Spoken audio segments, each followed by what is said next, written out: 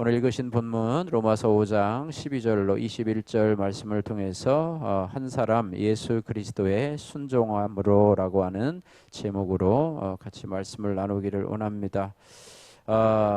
성경에 보면 이 한 사람이 참 중요한 것에 대해서 말씀을 하고 있는데요. 그래서 성경은 첫 사람을 아담이라고 얘기를 하고 있고 둘째 사람을 예수 그리스도라고 표현을 하고 있습니다. 그래서 첫 사람 아담의 불순종으로 말미암아서 죄가 이 세상에 들어오고 또 사망이 우리 가운데 왕노릇하게 되었는데 그것을 끊는 분이 바로 예수 그리스도, 한 사람 둘째 아담으로 오신 예수 그리스도를 통해서 우리에게 은혜를 주셨는데, 오늘 본문 말씀 가운데서 한 사람 예수 그리스도의 순종함으로 라고 하는 제목으로 그분의 순종함이 우리에게 어떤 결과를 가져왔는가, 이 부분에 대해서 같이 한번 말씀을 나눠보기를 원합니다. 첫 번째, 한 사람 예수 그리스도의 순종함으로 첫 사람 아담의 불순종으로 들어온 인류의 죄를 담당하셨습니다. 오늘 12절에서 14절 말씀입니다.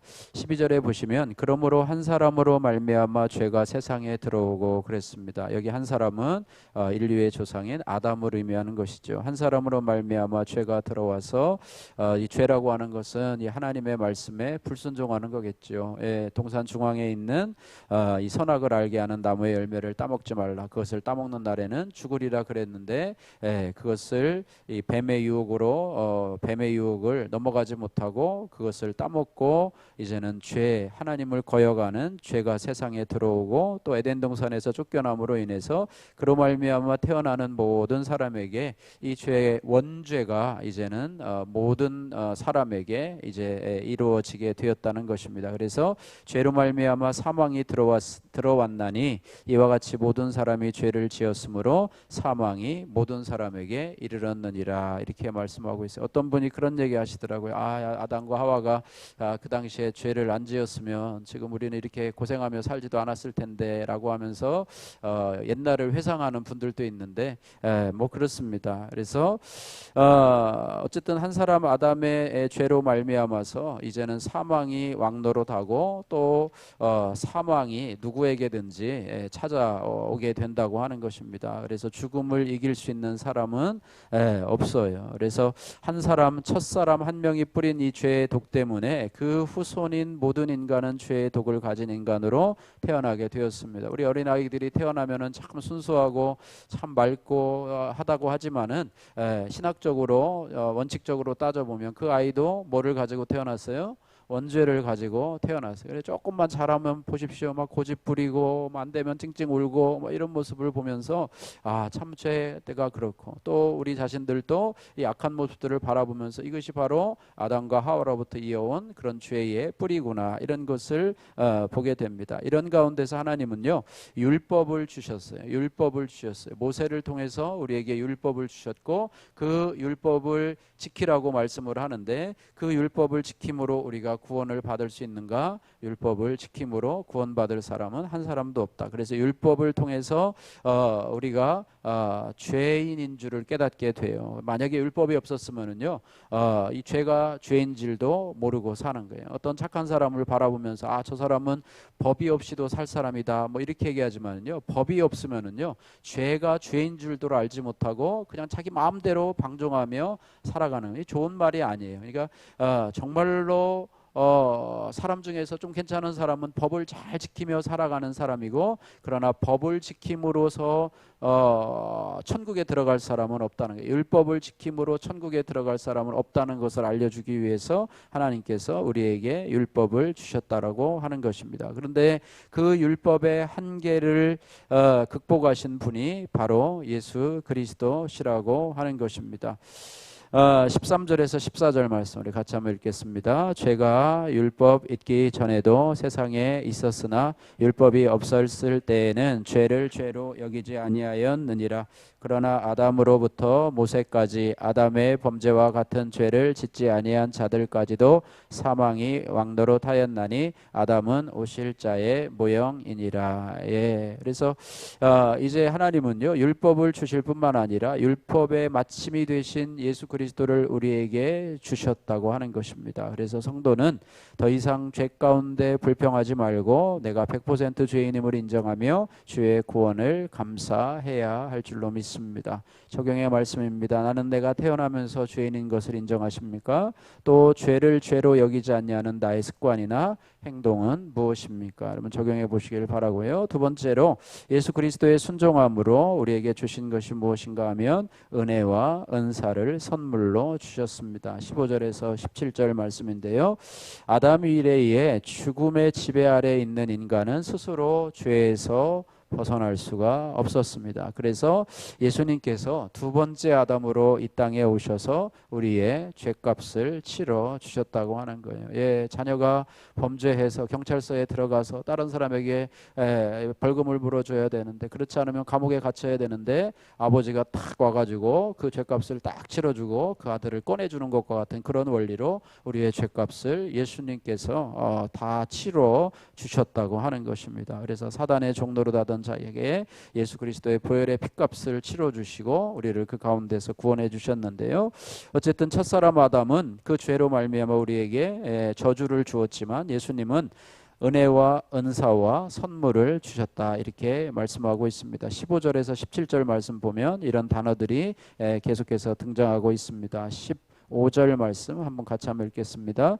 그러나 이 은사는 그 범죄와 같지 아니하니 곧 한 사람의 범죄를 인하여 많은 사람이 죽었은즉 더욱 하나님의 은혜와 또한 한 사람 예수 그리스도의 은혜로 말미암은 선물은 많은 사람에게 넘쳤으니. 예, 그래서 17절에 보니까 그 한 사람을 통하여 왕노릇하였는데 아담을 통해서 더욱 은혜와 의의 선물을 넘치게 받는 자들은 한 분 예수 그리스도를 통해서 어디 안에서 왕노릇한다고요?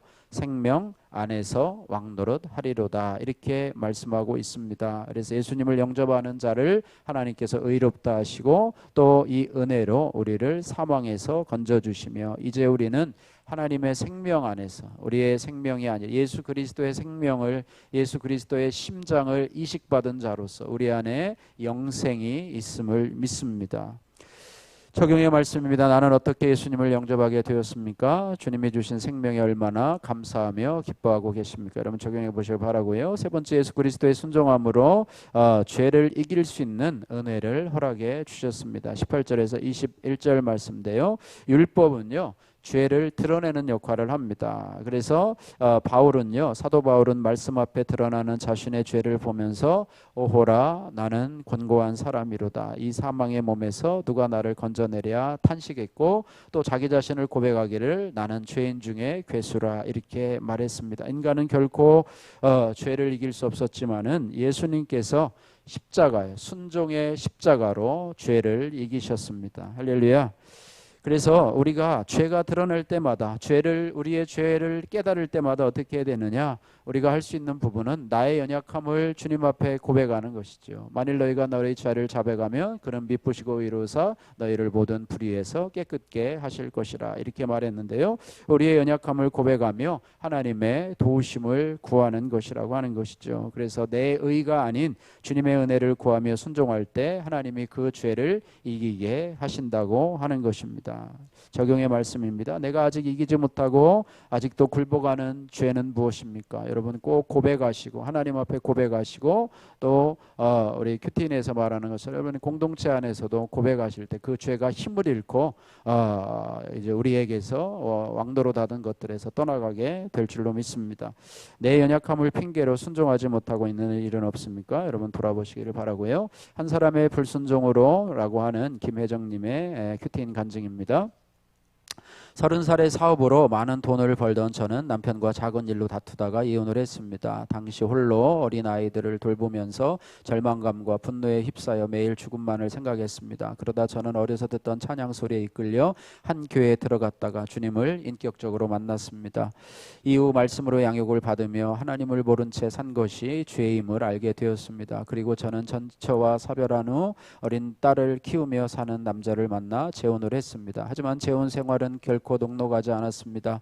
저는 초등학교에 입학하려는 딸을 돌보려고 어린 아들을 어린이집 종일반에 보냈습니다. 그리고 어린이집에 돌아온 아들이 누나를 시샘하는 행동을 보일 때면 저는 매를 많이 들었습니다. 털털한 성격의 딸 아이에 비해 예민하고 까다로운 아들을 내 생각대로 훈용하고 체벌하는 것이 죄인지도 몰랐습니다. 한편 남편과의 사이에서 셋째가 태어나고 두 아이가 사춘기에 접어들면서 재혼 가정에 갈등이 불거졌습니다. 어느덧 고3이 된 딸이 친이모 집으로 떠나버렸고 아들은 대학교 2학년을 마치고 휴학해서 집으로 돌아온 후에 그동안 부모에게 억압받은 분노를 한 방을 쓰는 동생에게 표출하기 시작했습니다. 그렇게 중학생이던 막내 아들은 3년 동안 형의 분노를 받아내는 시간을 보내야만 했지요. 그러다가 고등학생이 된 막내는 형과 엄마의 갈등으로 집안이 전쟁터가 되는 상황에 눈물만 흘렸고 언제부턴가 마음의 문을 굳게 닫고 아무 말도 하지 않았습니다. 저는 건강한 교회 공동체를 만난 후에야 믿음의 지체들을 통해서 엄마 역할의 지혜가 필요함을 알게 되었습니다. 그리고 매주 거울이 되어 저를 비춰주는 공동체가 있기에 자녀를 살리는 길을 묻고 주께 순종하는 법을 배워가고 있습니다. 지금도 아픈 시간을 보내고 있지만 이제는 내 생각에서 벗어나 공동체에 잘 묻고 나누면서 새 자녀를 말씀에 순종하는 한 사람으로 양육하겠습니다. 적용의 말씀입니다. 큰아들을 하루에 2번씩 안아주고 맛있는 반찬으로 식사를 차려주겠습니다. 막내 아들과 따로 시간을 내어 아들이 좋아하는 음식을 함께 먹겠습니다. 기도하겠습니다.